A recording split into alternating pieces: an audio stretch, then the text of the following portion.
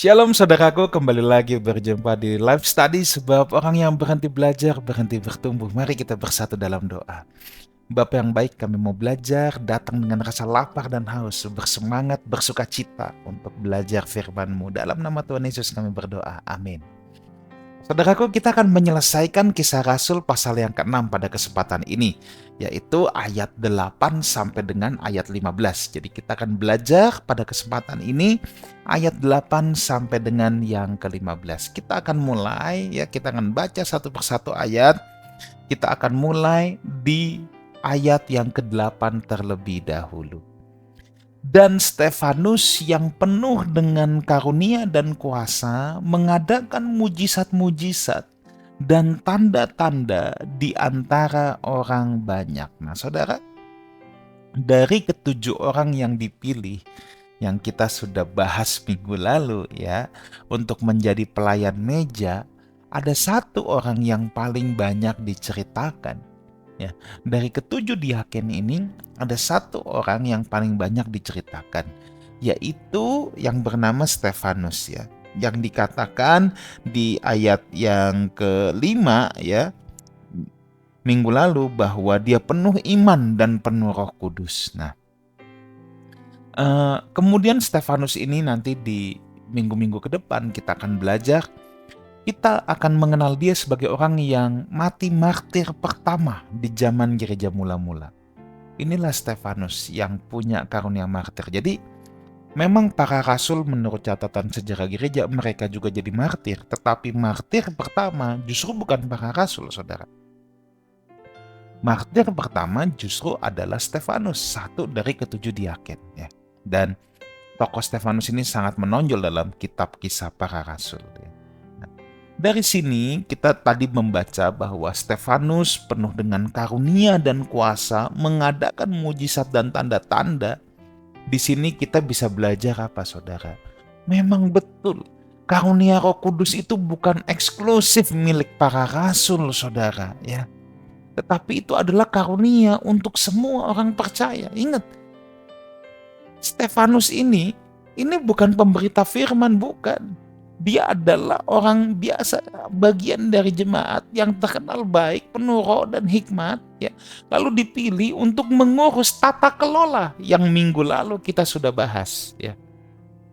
Stefanus ini dipilih untuk mengurus perintilan, administrasi, tata kelola, supaya jangan ada persungutan, pelayanan meja, pembagian santunan bisa berjalan dengan baik. Tetapi di sini juga kita lihat bahwa dia punya kuasa, dikatakan mengadakan mujizat dan tanda-tanda. Selama ini, saudara, kalau kita dengar mujizat tanda-tanda, siapa yang melakukan itu? Para rasul kan? Petrus lagi, Yohanes lagi, rasul lagi. Tetapi di sini Alkitab justru ingin menceritakan bahwa karunia Roh Kudus itu untuk semua orang percaya. Stefanus memang bukan rasul, dia diaken, tapi dia juga bisa berbuat sama seperti yang rasul-rasul buat. Jadi di sini pertama kita bisa lihat karunia Roh Kudus untuk semua orang percaya. Ini bukan hak eksklusif para rasul. Bahwa Tuhan bisa pakai siapa saja. Kalau aplikasi di zaman sekarang, ini bukan hak eksklusif pendeta. Saudara pun bisa dipakai Tuhan. Karunia Roh Kudus untuk semua orang. Nah, itu yang harus kita camkan. Implikasinya apa? Jangan takut untuk terlibat dalam pelayanan. Jangan takut untuk mendoakan orang yang sakit. Jangan takut untuk melayani. Saudara harus masuk ke dalam pelayanan. Kenapa? Sebab karunia Roh Kudus memang diberikan untuk membangun tubuh Kristus. Kalau kita tidak mau ada di dalam pelayanan, bagaimana karunia Roh Kudus bekerja dalam hidup kita? Sebab firman Tuhan berkata, karunia Roh Kudus diberikan untuk membangun tubuh Kristus, untuk membangun jemaat Tuhan. Nah, jadi di sini yang pertama kita lihat bukan hak eksklusif. Ingat itu, bukan hak eksklusif para rasul. Yang kedua, semua orang yang telah menerima dia bisa dipenuhi oleh Roh Kudus juga. Yang ketiga, kita juga bisa belajar mujizat yang terjadi memang benar, saudara. Itu bukan karena para rasul punya ilmu tinggi, bukan sakti, bukan. Tapi memang itu pure pemberian Roh Kudus. Roh Kudus yang bekerja. Kenapa Roh Kudus bekerja gitu? Supaya mereka menjadi saksi, bukan menjadi sakti, bukan supaya kelihatan hebat. Nah, itu dia, saudara ya. Jadi di sini kita bisa lihat aplikasinya juga apa? Kalau kita lihat seorang hamba Tuhan, pemberita firman, ya, atau kalau zaman sekarang katakanlah pendeta deh. Kalau saudara lihat dia dipakai Tuhan bikin mujizat dan lain sebagainya, jangan over kagum, saudara. Itu semua pekerjaan Roh Kudus. Dan jangan merasa bahwa cuma dia yang bisa. Kalau kita nggak bisa, kita cuma jemaat biasa. Belajar dari Stefanus. Ada orang yang sampai kalau nggak didoakan pendeta tertentu rasanya kurang afdol. Wah, itu ngawur total. Kuasa itu dari Roh Kudus. Misalnya anak saudara sakit, saudara pun bisa tumpang tangan. Nggak harus tunggu ketemu pendeta yang mendoakan, tidak. Sebab kuasa itu bukan kuasa si pendeta, bukan. Kuasa itu adalah kuasa Roh Kudus. Dan Roh Kudus bisa berikan itu kepada siapa saja. Makanya jangan aneh kalau di ayat ini, Stefanus melakukan pelayanan persis, melakukan perbuatan ajaib, mujizat seperti yang diadakan para rasul. Dari sini kita lihat, berarti sumber mujizat itu bukan kesaktian diri, bukan kehebatan diri. Sumber mujizat itu adalah Roh Kudus itu sendiri. Ya. Sekali lagi, setiap orang bisa dipakai Tuhan menjadi alatnya. Tetapi, apakah kita mau memberikan hidup kita untuk dipakai olehnya? Itu kan pertanyaannya. Itu kan pertanyaannya, sebab siapapun kita, siapapun saudara, jangan takut untuk melayani, mendoakan orang lain. Karunia Roh Kudus bisa juga loh bekerja lewat diri setiap kita.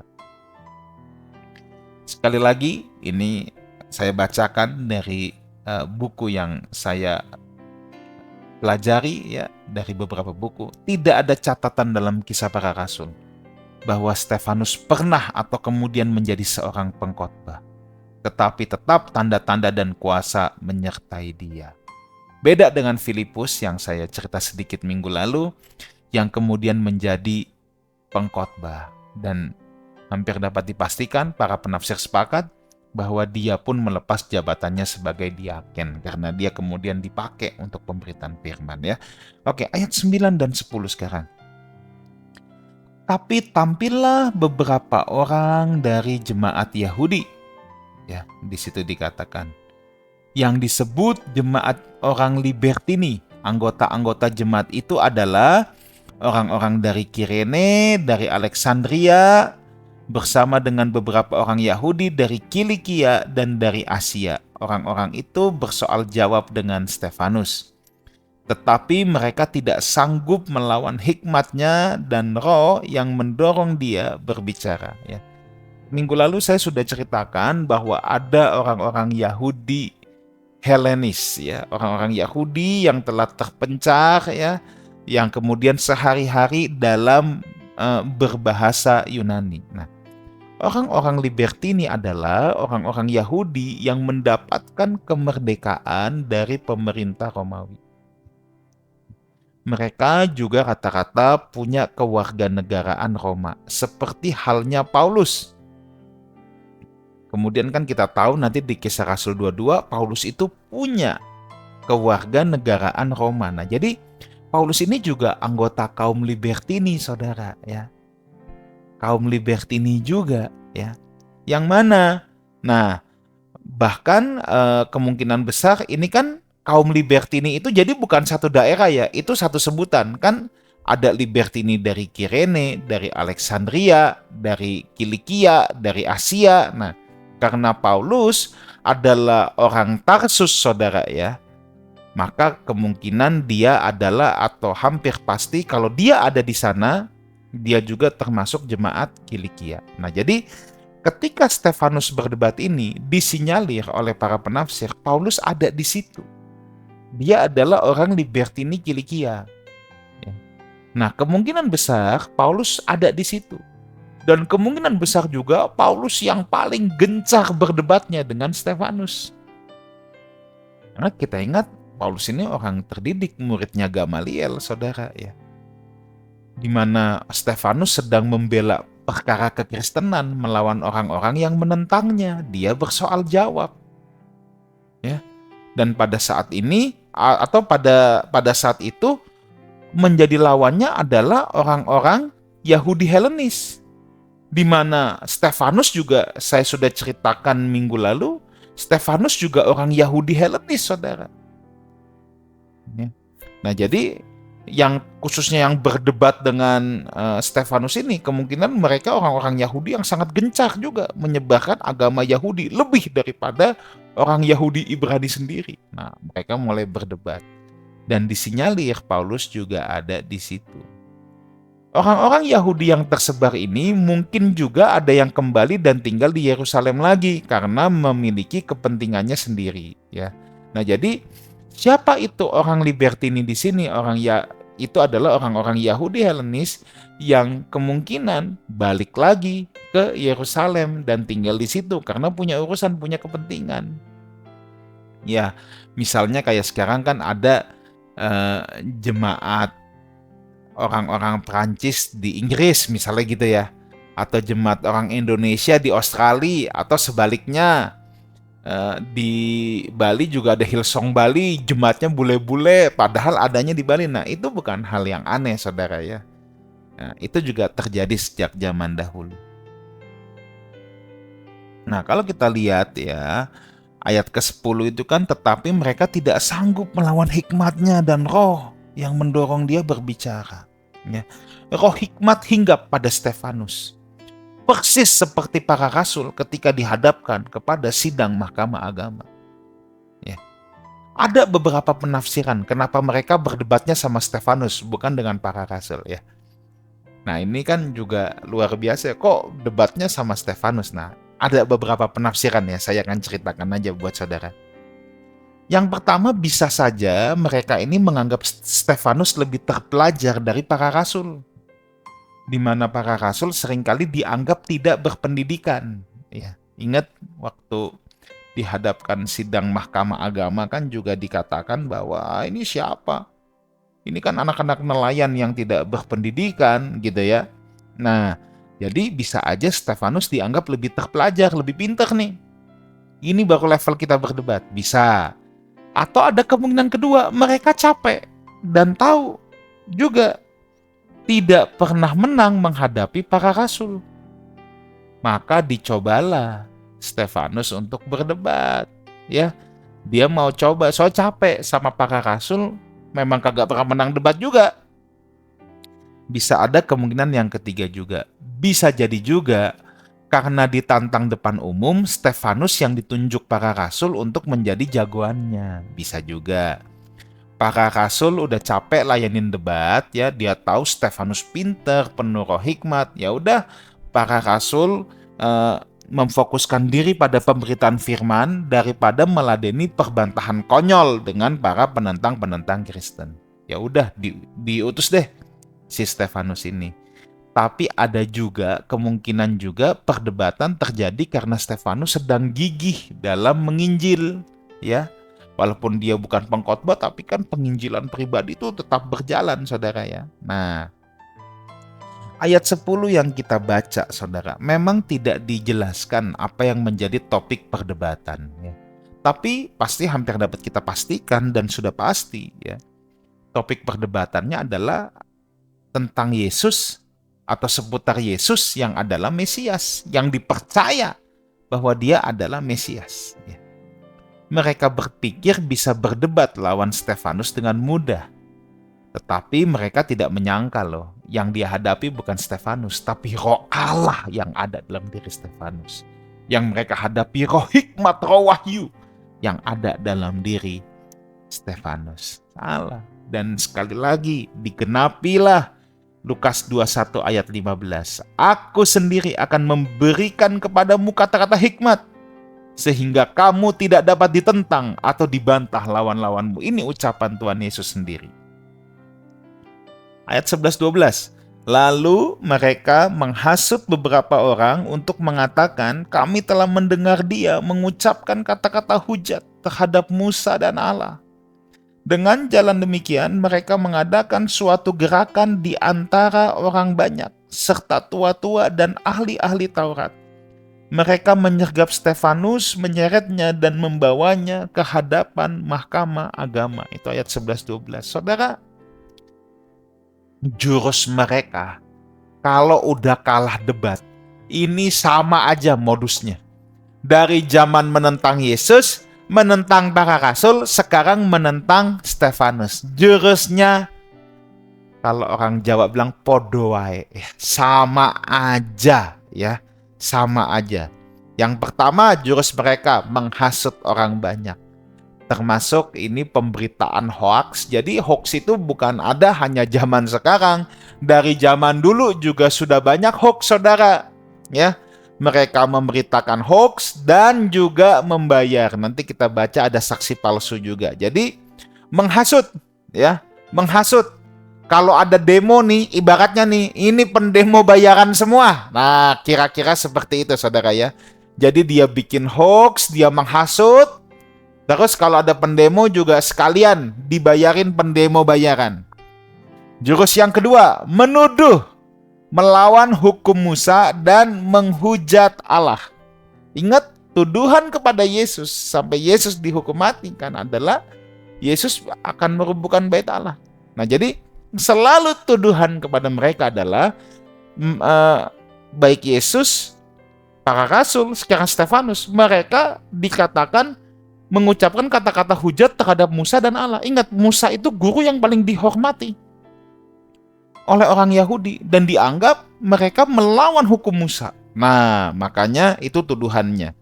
Yang ketiga, ya, diseret ke mahkamah agama, di mana mahkamah agama adalah orang-orang mereka juga, dan di mana mereka tahu tuduhan yang dibuat, ingat tuduhan loh, bukan fakta.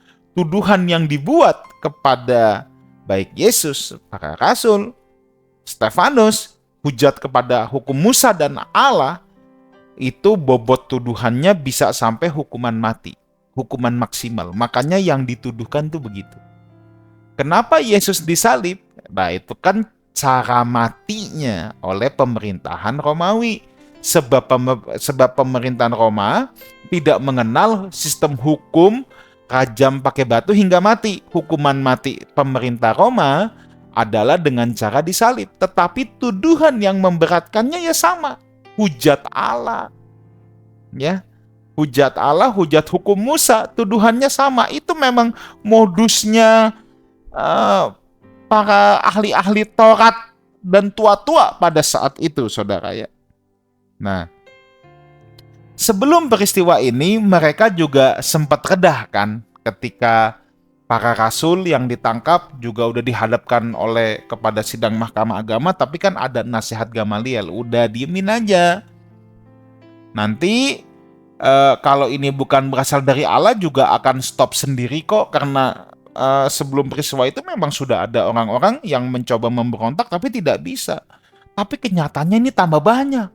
Dan minggu lalu kan yang kita baca, sebagian besar atau sejumlah besar imam pun ikut menyerahkan diri. Jadi teman-teman mereka yang imam-imam pun juga ada yang ikut-ikutan menyerahkan diri. Waduh, makin kalap mereka, makin kalut, makin kalang kabut, saudara. Ya, makin kalang kabut. Nah, makanya mereka sudah dia tuh nggak mau kecolongan lagi seperti menghadapi Petrus dan Yohanes. Mereka menghasut dulu supaya apabila ada nasihat lagi semacam Gamaliel yang mau menghentikan hukuman, maka ada tekanan massa yang akan mengeksekusi. Makanya dia udah siapin massa juga, pendemo bayaran udah disiapin juga, orang-orang bodoh yang dihasut udah disiapkan juga. Ya. Nah, ayat 13-15. Lalu mereka memajukan saksi-saksi palsu yang berkata, orang ini terus-menerus mengucapkan perkataan yang menghina tempat kudus ini dan hukum Taurat. Sebab kami telah mendengar dia mengatakan bahwa Yesus orang Nazaret itu akan merubuhkan tempat ini dan mengubah adat istiadat yang diwariskan oleh Musa kepada kita. Semua orang yang duduk dalam sidang mahkamah agama itu menatap Stefanus, lalu mereka melihat muka Stefanus seperti muka seorang malaikat, ya. Nah, ini akhir pembacaan kita. Saudara, memajukan saksi palsu sama dengan saksi bayaran, ya. Jadi bayangkan ya, kebejatan, kebengisan, kejahatan mereka. Saksi aja pakai saksi yang palsu. Betapa picik, licik, busuk, dan jahatnya hati mereka. Seperti saya katakan tadi, tuduhan yang dituduhkan kepada Stefanus sebagai menghujat. Ya. Karena apa? Karena ia memberitakan Yesus, di mana Yesus dihukum mati karena dituduh ingin merubuhkan bait Allah. Padahal kan mereka yang gagal paham dan paham gagal, salah paham dan pahamnya salah tentang bait Allah. Ya kan? Nah, itulah tuduhan yang disampaikan kepada Stefanus, ya. Dan di mana Stefanus juga dituduh karena yang diberitakan Yesus, yang jelas-jelas di mata mereka sudah bersalah dan dihukum mati. Tapi kita lihat ayat 15 ini buat saya ayat yang luar biasa. Semua orang yang duduk dalam sidang mahkamah agama itu menatap Stefanus, lalu mereka melihat muka Stefanus sama seperti muka malaikat. Hikmat dan kekudusan membuat muka Stefanus bersinar. Ya. Hikmat dan kekudusan membuat muka Stefanus bersinar. Tetapi hal ini bukan berarti ia terbebas dari penghinaan, penuduhan, penderitaan yang luar biasa. Jadi saudara, ya, kalau ada orang yang hidupnya seakan-akan terhina, menderita, hati-hati. Jangan kita selalu langsung berpikir dia memang terhina. Jangan-jangan dia sedang menjadi martir seperti Stefanus ini. Ya. Sehingga hikmat dan kekudusan membuat muka Stefanus bersinar, sekalipun ia tidak terbebas dari penghinaan yang luar biasa. Tapi luar biasanya gini saudara, ketika saya renungkan kenapa mukanya Stefanus Tuhan buat bersinar. Betul, hikmat dan kekudusan membuat akan hal itu.